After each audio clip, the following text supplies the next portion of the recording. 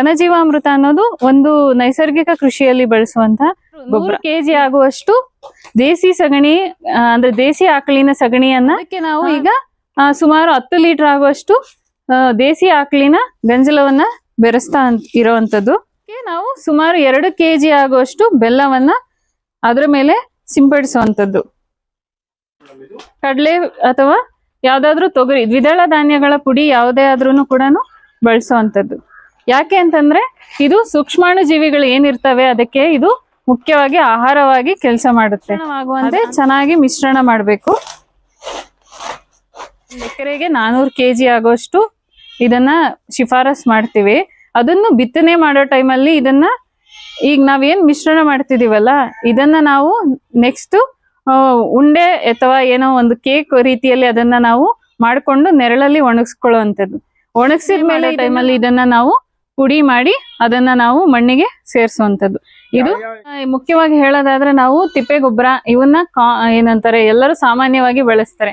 ತಿಪ್ಪೆ ಗೊಬ್ಬರದಲ್ಲಿ ಸೂಕ್ಷ್ಮಾಣು ಜೀವಿಗಳು ಇರುತ್ತೆ. ಆದ್ರೆ ಸೂಕ್ಷ್ಮಾಣು ಜೀವಿಗಳ ಮಟ್ಟ ಈ ಘನಜೀವಾಮೃತ ಆಗಿರ್ಬೋದು, ಜೀವಾಮೃತ ಆಗಿರ್ಬೋದು ಇದ್ರಲ್ಲಿ ಹೆಚ್ಚಾಗಿ ಇರುತ್ತೆ. ಯಾಕೆ ಅಂತಂದ್ರೆ ನಾವು ತಯಾರಿಸುವಂತದ್ದು ಈಗ ತಾಜಾ ಸಗಣಿ ಏನ್ ದೇಸಿ ಆಕಳಿನ ಸಗಣಿ ಸಿಗುತ್ತೆ, ತಾಜಾ ಸಗಣಿ ಅದರಿಂದ ತಯಾರಿಸುವಂತದ್ದು. ಒಂದು ಚಿಕ್ಕ ಮಷೀನ್ ತರ ಸಿಗುತ್ತೆ ನಿಮಗೆ. ನೀವೇನ್ ತಯಾರಿಸ್ಕೊಂಡಿರ್ತೀರ ಘನಜೀವಾಮೃತ ಅಂದ್ರೆ ಕೇಕ್ ತರ ಇಲ್ಲ ಉಂಡೆ ತರ ಅದನ್ನ ನೀವು ಇದಕ್ಕೆ ಫೀಡ್ ಮಾಡುವಂಥದ್ದು. ಫೀಡ್ ಮಾಡಿದಾಗ ಇದು ನಮಗೆ ಕೆಳಗಡೆ ಪುಡಿಯಾಗಿ ಸಿಗುತ್ತೆ. ನಮಸ್ತೆ ಸರ್. ತಮ್ಮ ಪರಿಚಯ ಮೇಡಮ್? ನಾನು ಡಾಕ್ಟರ್ ವರಲಕ್ಷ್ಮಿ, ಕೃಷಿ ವಿಜ್ಞಾನ ಕೇಂದ್ರ ಚಂದ್ರಾಯನಹಳ್ಳಿ, ರಾಮನಗರ ಜಿಲ್ಲೆಯಲ್ಲಿ ಮಣ್ಣು ವಿಜ್ಞಾನಿಯಾಗಿ ಕಾರ್ಯನಿರ್ವಹಿಸ್ತಾ ಇದ್ದೇನೆ. ಇವತ್ತು ಯಾವ ವಿಷಯದ ಬಗ್ಗೆ ತಾವು ರೈತರಿಗೆ ಮಾಹಿತಿ ನೀಡ್ತಿದ್ದೀರಾ ನಮ್ಮ ಚಾನಲ್ ಮುಖಾಂತರ? ಈಗ ನಾವು ನೈಸರ್ಗಿಕ ಕೃಷಿಯಲ್ಲಿ ಬಳಸುವಂತ ಒಂದು ಗೊಬ್ಬರ ಆಗಿರ್ಬೋದು, ಇನ್ನೊಂದು ಕೀಟನಾಶಕಗಳು, ಇವೆರಡರಲ್ಲಿ ಒಂದೊಂದನ್ನ ನಾವು ಇವತ್ತು ನಿಮಗೆ ತಿಳಿಸ್ಕೊಡುವಂಥದ್ದು. ಮೊದಲಿಗೆ ನಾವು ಘನಜೀವಾಮೃತ ಅನ್ನೋದ್ರ ಬಗ್ಗೆ ತಿಳ್ಕೊಳ್ಳೋಣ. ಘನಜೀವಾಮೃತ ಅನ್ನೋದು ಒಂದು ನೈಸರ್ಗಿಕ ಕೃಷಿಯಲ್ಲಿ ಬಳಸುವಂತ ಗೊಬ್ಬರ. ಈಗ ಜೀವಾಮೃತನ ಹೇಗೆ ಎಲ್ಲರೂ ತಿಳ್ಕೊಂಡಿರ್ತಾರೆ ಜೀವಾಮೃತ ಬಗ್ಗೆ, ಬಟ್ ಘನಜೀವಾಮೃತದ ಬಗ್ಗೆ ಯಾರಿಗೂ ಅಷ್ಟು ಗೊತ್ತಿರಲ್ಲ ಅನ್ನೋ ಉದ್ದೇಶದಿಂದ ಇವತ್ತು ನಾವು ಘನಜೀವಾಮೃತನ ಹೇಗೆ ತಯಾರಿಸೋದು ಅಂತ ತಿಳ್ಕೊಳ್ಳೋಣ. ಹೇಗೆ ತಯಾರಿಸ್ತಾರೆ ಅಂತ ತೋರಿಸಿ ಮೇಡಮ್. ಬನ್ನಿ ಸರ್.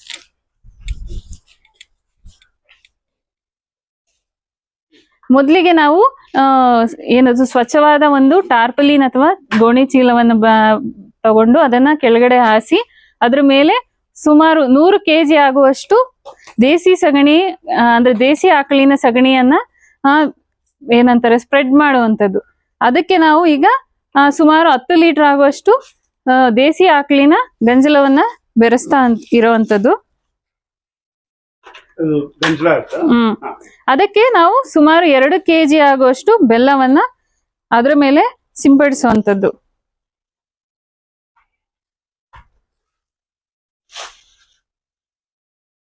ನಂತರ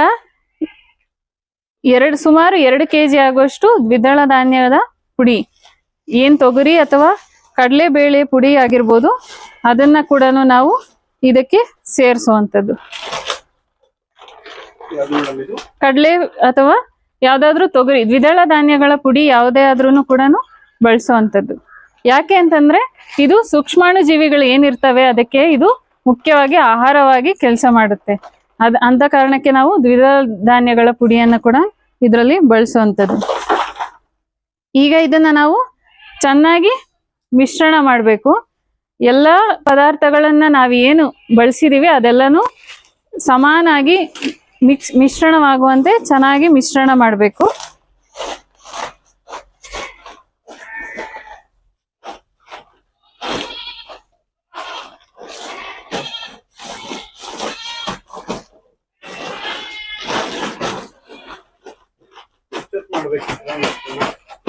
ಅದು ನಾವೇನ್ ಪದಾರ್ಥಗಳು ಈ ಬೆಲ್ಲ ಆಗಿರ್ಬೋದು, ದ್ವಿದಳ ಧಾನ್ಯಗಳ ಪುಡಿ ಆಗಿರ್ಬೋದು ಬಳಸಿದೀವಿ, ಅದು ಈಗ ನಮಗೆ ಯೂನಿಫಾರ್ಮ್ ಆಗಿ ಅದು ಕರೆಕ್ಟ್ ಆಗಿ ಮಿಶ್ರಣ ಆಗಿದೆ ಅನ್ನೋವರೆಗೂ ನಾವು ಅದನ್ನ ಮಿಶ್ರಣ ಮಾಡುವಂಥದ್ದು. ಇದು ಈಗ ನಮಗೇನ್ ಕಾಣಿಸ್ತಿದೆ ಅಲ್ಲ ಅದರದ್ದು ಅಂಶಗಳು, ಈಗ ದ್ವಿದಳ ಧಾನ್ಯದ ಪುಡಿ ಆಗಿರ್ಬೋದು, ಬೆಲ್ಲ ಆಗಿರ್ಬೋದು, ಅದೆಲ್ಲಾನು ಕರೆಕ್ಟ್ ಆಗಿ ಅದ್ರೊಳಗಡೆ ಮಿಶ್ರಣ ಆಗುವಂಥದ್ದು.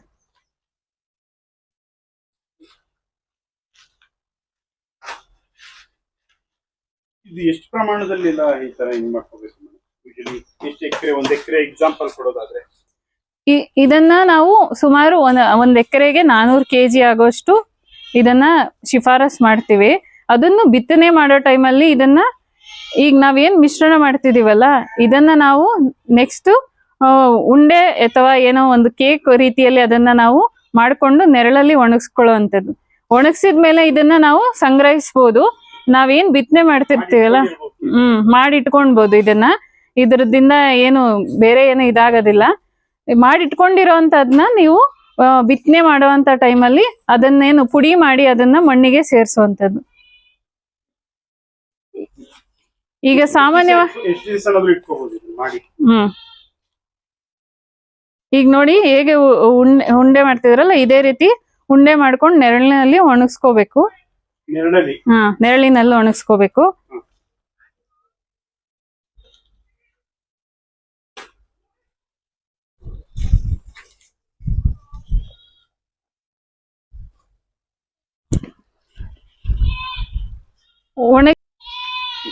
ಒಣಗಿದ್ಮೇಲೆ ಅದು ಹೀಗಾಗುವಂಥದ್ದು.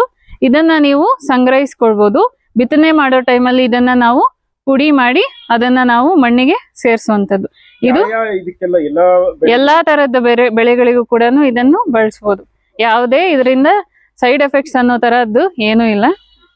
ಇನ್ನು ಹೆಚ್ಚಾಗಿ ಇದರಿಂದ ಪೋಷಕಾಂಶಗಳು ಲಭ್ಯ ಆಗಿರ್ಬೋದು, ಸೂಕ್ಷ್ಮಾಣು ಜೀವಿಗಳ ಚಟುವಟಿಕೆ ಆಗಿರ್ಬೋದು ಹೆಚ್ಚಾಗುತ್ತೆ ಮಣ್ಣಲ್ಲಿ. ಮೇಡಮ್ ಹೇಳ್ತಾ ಇದ್ರಿ ಅಂದ್ರೆ ಇದರಿಂದ ಏನ್ ಅನುಕೂಲ ಮೇಡಮ್ ರೈತರಿಗೆ? ಅಂದ್ರೆ ಈ ಘನಜೀವಾಮೃತದಿಂದ ಏನ್ ಅನುಕೂಲ, ಯಾವ ರೀತಿ ಅನುಕೂಲ ಆಗುತ್ತೆ? ಈಗ ಮುಖ್ಯವಾಗಿ ಹೇಳೋದಾದ್ರೆ ನಾವು ತಿಪ್ಪೆ ಗೊಬ್ಬರ ಇವನ್ನ ಏನಂತಾರೆ ಎಲ್ಲರೂ ಸಾಮಾನ್ಯವಾಗಿ ಬಳಸ್ತಾರೆ. ತಿಪ್ಪೆ ಗೊಬ್ಬರದಲ್ಲಿ ಸೂಕ್ಷ್ಮಾಣು ಜೀವಿಗಳು ಇರುತ್ತೆ. ಆದ್ರೆ ಸೂಕ್ಷ್ಮಾಣು ಜೀವಿಗಳ ಮಟ್ಟ ಈ ಘನಜೀವಾಮೃತ ಆಗಿರ್ಬೋದು, ಜೀವಾಮೃತ ಆಗಿರ್ಬೋದು ಇದರಲ್ಲಿ ಹೆಚ್ಚಾಗಿ ಇರುತ್ತೆ.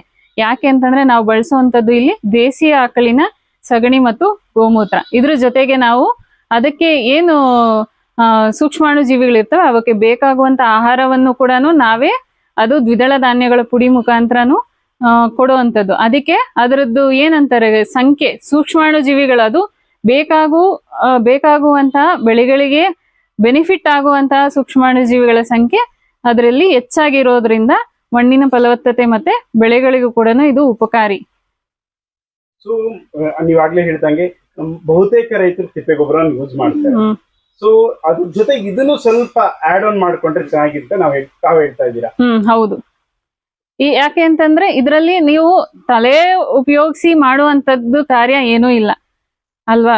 ಇದನ್ನ ಮಾಡುವಂತ ಪದ್ಧತಿ ಕೂಡ ತುಂಬಾ ಸುಲಭವಾಗಿರೋದ್ರಿಂದ ತಿಪ್ಪೆ ಗೊಬ್ಬರನ ಹೇಗೆ ಅವರು ಸಾಮಾನ್ಯವಾಗಿ ರೈತರು ತಯಾರಿಸ್ಕೋತಾರೋ ಅದೇ ತರಾನೇ ಇದನ್ನು ಸುಲಭವಾದ ವಿಧಾನ ಆಗಿರೋದ್ರಿಂದ ಇದನ್ನು ಕೂಡ ತಯಾರಿಸ್ಕೊಂಡ್ರೆ ಇದರಲ್ಲಿ ಹೆಚ್ಚಿನ ಪೋಷಕಾಂಶಗಳು, ಇದರಿಂದ ಹೆಚ್ಚಿನ ಅಂದ್ರೆ ಮಣ್ಣಿನಲ್ಲಿ ಹೆಚ್ಚಿನ ಸೂಕ್ಷ್ಮಾಣು ಜೀವಿಗಳ ಚಟುವಟಿಕೆ ಕೂಡ ಹೆಚ್ಚಾಗಿ ನಿಮ್ಮ ಮಣ್ಣಿನ ಫಲವತ್ತತೆ ಕೂಡ ಹೆಚ್ಚಾಗತ್ತೆ.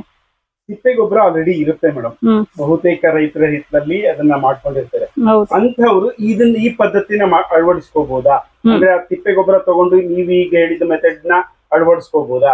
ಇದು ತಯಾರಿಸುವಂತದ್ದು ಈಗ ತಾಜಾ ಸಗಣಿ ಏನ್ ದೇಸಿ ಆಕಳಿನ ಸಗಣಿ ಸಿಗುತ್ತೆ, ತಾಜಾ ಸಗಣಿ ಅದರಿಂದ ತಯಾರಿಸುವಂತದ್ದು. ಈಗ ಇದು ಗೊಬ್ಬರದಿಂದ ತಯಾರಿಸಲು ಸಾಧ್ಯ ಇಲ್ಲ. ಗೊಬ್ಬರ ಅನ್ನೋದು ಈಗ ನಾವು ಸಗಣಿ ಕಸ ಏನೆಲ್ಲ ತ್ಯಾಜ್ಯಗಳು ಸಿಕ್ಕಿರ್ತವೆ ಅದನ್ನ ನಾವು ಒಂದಷ್ಟು ದಿನ, ಒಂದು 90 ದಿನ ಆಗಿರ್ಬೋದು, ಇಲ್ಲ 120 ದಿನ ಆಗಿರ್ಬೋದು, ಕೊಳೆಯಲು ಬಿಟ್ಟಾದ್ಮೇಲೆ ನಮಗೆ ಸಿಗುವಂತಹ ಪದಾರ್ಥ ಏನಿದೆ ಅದು ಕಾಂಪೋಸ್ಟ್ ಇಲ್ಲ ಗೊಬ್ಬರ ಆಗಿರುತ್ತೆ, ತಿಪ್ಪೆ ಗೊಬ್ಬರ ಆಗಿರುತ್ತೆ. ಆದ್ರೆ ಇದು ನಾವು ತಾಜಾವಾಗಿ ತಯಾರಿಸುವಂತಹ ಒಂದು ಗೊಬ್ಬರ. ಅದರಿಂದ ಮಾಡ್ಲಿಕ್ಕಾಗಲ್ಲ. ಇದನ್ನ ತಾಜಾ ದೇಸಿ ಆಕಳಿನ ಸಗಣಿಯಲ್ಲಿ ಮಾಡುವಂತ. ಯಾವಾಗ ಎಷ್ಟು ದಿವಸದ ನಾವು ಬಳಸ್ಕೋಬಹುದು, ತಂದಿಟ್ಕೋಬಹುದು, ಅವತ್ತಿಂದ ಅವತ್ತೇ ಇದ್ ಮಾಡ್ಬೇಕಾ ಹೇಗೆ? ಒಂದ್ 2-3 ದಿನದ್ದು ಕೂಡ ಬಳಸಬಹುದು. ಆದ್ರೆ ಅದರಲ್ಲಿ ತೇವಾಂಶ ಇರಬೇಕು. ನೀವ್ ಇನ್ನೊಂದು ಹೇಳ್ತಾ ಇದ್ರಿ ಅದು ದೇಸಿ ಆಕಳು, ದೇಸಿ ಎಮ್ಮೆ ಆ ತರದಾದ್ರೆ ಅನುಕೂಲ ಅಂತ. ಹೌದೌದು. ಯಾಕೆ ಅಂತಂದ್ರೆ ಈ ದೇಸಿ ಆಕಳಿನಲ್ಲಿ ಏನಂತಾರೆ ಸೂರ್ಯನಾಡಿ ಅಂತ ಇರುತ್ತೆ.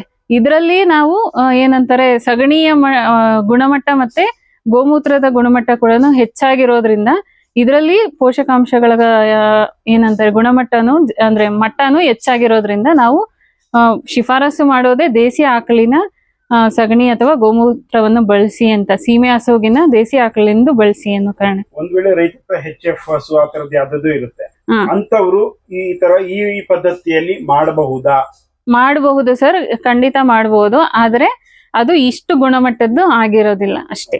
ಅಂತ ರೈತರು ಯಾವ ರೀತಿ ಏನ್ ಮಾಡ್ಬೇಕು? ಅವಾಗ ಬೇರೆ ಕಡೆಯಿಂದ ಖರೀದಿ ಮಾಡಿದ್ರೆ ಒಳ್ಳೇದಾ?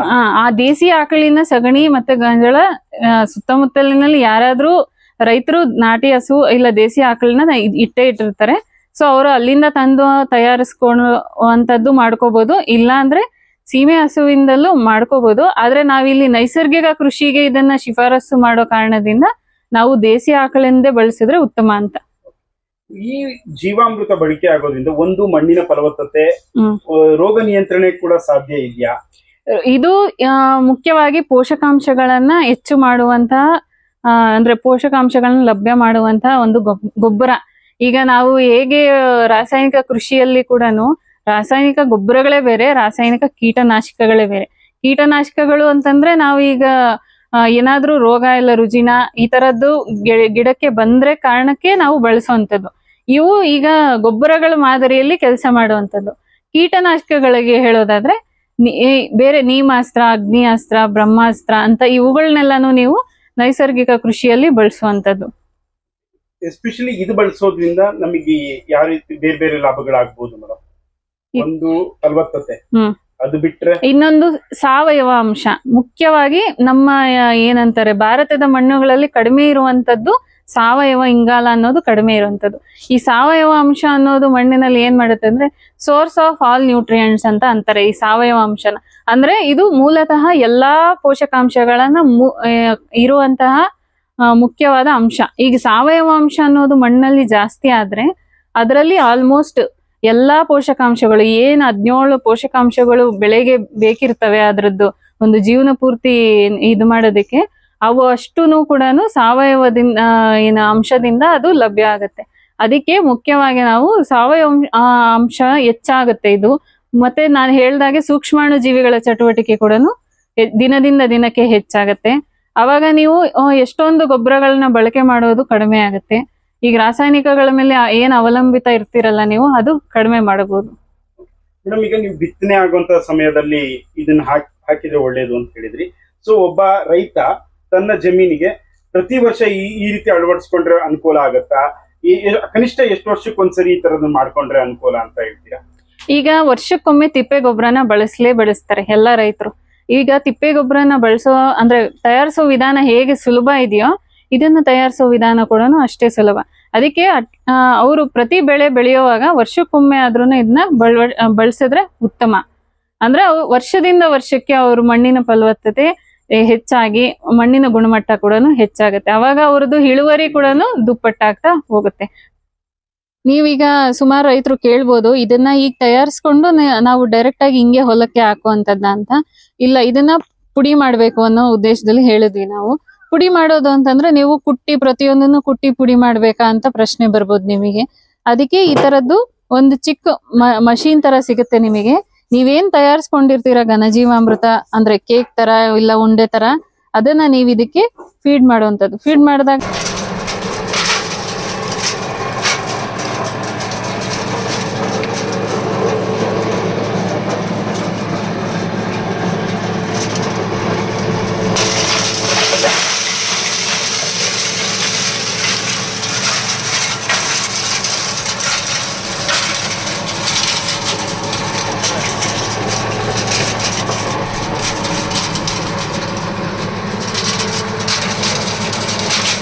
ಇದು ನಮಗೆ ಕೆಳಗಡೆ ಪುಡಿಯಾಗಿ ಸಿಗತ್ತೆ. ಈ ಪುಡಿಯನ್ನ ನೀವು ಹೊಲಕ್ಕೆ ಬಳಸುವಂತದ್ದು. ಬಿತ್ತನೆ ಮಾಡೋ ಅಂತ ಟೈಮಲ್ಲಿ ನೀವು ಈಗ ಹೇಗೆ ತಿಪ್ಪೆ ಗೊಬ್ಬರನೆಲ್ಲ ಬಳಸ್ತೀರಿ ಅದೇ ತರದ್ದೇ ಇದನ್ನು ಕೂಡ ನೀವು ಹೊಲಕ್ಕೆ ಹಾಕುವಂತದ್ದು. ಇದ್ರದ್ದು ಅಂದ್ರೆ ಕಾಸ್ಟ್ ಜಾಸ್ತಿ ಆಗತ್ತೆ ಅಂತ ಕೆಲವು ರೈತರು ಕೂಡ ಹೇಳ್ತಾರೆ. ಈ ತರದ್ದು ಒಂದೊಂದಕ್ಕೆ ಪ್ರತಿ ಸರಿ ತರಬೇಕಾ ಹೀಗೆ ಅಂತಂದ್ರೆ ಈಗ ನಾವು ಏನದು ಗೌರ್ಮೆಂಟ್ ಕಡೆಯಿಂದ ಸುಮಾರಷ್ಟು ಒಂದಷ್ಟು ಹಳ್ಳಿಗಳಿಗೆ ಒಂದೊಂದು ಕಡೆ ರೆಂಟಲ್ ಅಂದ್ರೆ ಏನಂತಾರೆ ಬಾಡಿಗೆ ಬಾಡಿಗೆ ಆಧಾರದ ಮೇಲೆ ಎಷ್ಟೊಂದು ಮಷಿನರೀಸ್ನ ಈಗ ಎಲ್ಲಾ ರೈತರು ಅದನ್ನ ತಗೊಳಕ್ ಆಗಲ್ಲ, ಬೆಲೆ ಹೆಚ್ಚಾಗಿರುತ್ತೆ ಅನ್ನೋ ಕಾರಣಕ್ಕೆ ಅದನ್ನ ಬಾಡಿಗೆ ರೂಪದ ಮೇಲೆ ಕೂಡ ಕೊಡ್ತಿದ್ದಾರೆ. ಅಂದ್ರೆ ಒಂದು ಹವರ್ಗೆ ಇಲ್ಲ ಒಂದ್ ದಿನಕ್ಕೆ ಇಷ್ಟು ಅಂತ ಚಾರ್ಜ್ ಮಾಡುವಂತದ್ದಿದೆ. ಅಲ್ಲಿ ನೀವು ವಿಚಾರಿಸಿ ನೋಡ್ಬೋದು, ಇದ್ರ ಬಗ್ಗೆ ನಿಮಗೆ ಅಲ್ಲಿನೂ ಕೂಡ ಮಾಹಿತಿ ಸಿಗುವಂತದ್ದು. ಒಟ್ಟಾರೆ ರೈತರಿಗೆ ಏನ್ ಹೇಳ್ತೀರಾ ಮೇಡಮ್, ಈ ಪದ್ಧತಿಯಲ್ಲಿ ಮಾಡಿದ್ರೆ ಹೇಗೆ ಏನು ಅಂತ? ಒಟ್ಟಾರೆ ಹೇಳೋದಾದ್ರೆ ಅದೇ ಸಾವಯವ ಕೃಷಿ ಮತ್ತೆ ನೈಸರ್ಗಿಕ ಕೃಷಿನ ನೀವು ಹೆಚ್ಚು ಮಾಡಿದಷ್ಟು ಕೂಡ ಮನುಷ್ಯರ ಮೇಲೆ ಆಗಿರ್ಬೋದು, ಪರಿಸರದ ಮೇಲೆ ಆಗಿರ್ಬೋದು, ಅದರದ ಗುಣ ಏನಂತಾರೆ ಬೆನಿಫಿಟ್ಸ್ ಜಾಸ್ತಿ ಇರೋ ಕಾರಣಕ್ಕೆ ನಾವು ಹೆಚ್ಚು ಒಲವನ್ನ ನಾವು ಸಾವಯವ ದಿನದಿಂದ ದಿನಕ್ಕೆ, ಈಗ ಒಮ್ಮೆಲೆ ನಾವು ರಾಸಾಯನಿಕ ಬಿಟ್ಟು ಸಾವಯವಕ್ಕೆ ಹೋಗಿ ಅಂದ್ರೂ ಅದು ಆಗಲ್ಲ. ಕ್ರಮೇಣವಾಗಿ ನಾವು ಸಾವಯವ ಕಡೆಗೆ ಹೆಜ್ಜೆ ಹಾಕಿ ಇವೆಲ್ಲ ನಾವೇನು ಘನಜೀವಾಮೃತ, ಜೀವಾಮೃತ ಇವುಗಳನ್ನೆಲ್ಲ ಗೊಬ್ಬರಗಳನ್ನ ನಾವು ಬಳಸುವಂಥದ್ದು ದಿನದಿಂದ ದಿನಕ್ಕೆ ಹೆಚ್ಚು ಮಾಡಿ ಮಣ್ಣಿನ ಫಲವತ್ತತೆನ ಕಾಪಾಡಬೇಕಷ್ಟೇ. ಅದರಲ್ಲಿ ನೀವು ಈ ಸುಲಭವಾಗಿರುವಂತಹ ಘನಜೀವಾಮೃತ ವಿಧಾನವನ್ನು ಕೂಡ ನೀವು ಅಳವಡಿಸ್ಕೊಂಡು ನಿಮ್ಮ ಬೆಳೆಗಳ ಇಳುವರಿನ ಜಾಸ್ತಿ ಮಾಡಿಕೊಂಡು ಮಣ್ಣಿನ ಗುಣಮಟ್ಟನ ಕೂಡ ಹೆಚ್ಚು ಮಾಡ್ಕೋಬಹುದು. ಧನ್ಯವಾದಗಳು ಮೇಡಮ್. ಧನ್ಯವಾದ. ವಿಸ್ತೃತವಾಗಿ ಘನಜೀವಾಮೃತ ಬಗ್ಗೆ ಮಾಹಿತಿ ನೀಡಿದ್ದೀರಾ. ಧನ್ಯವಾದ.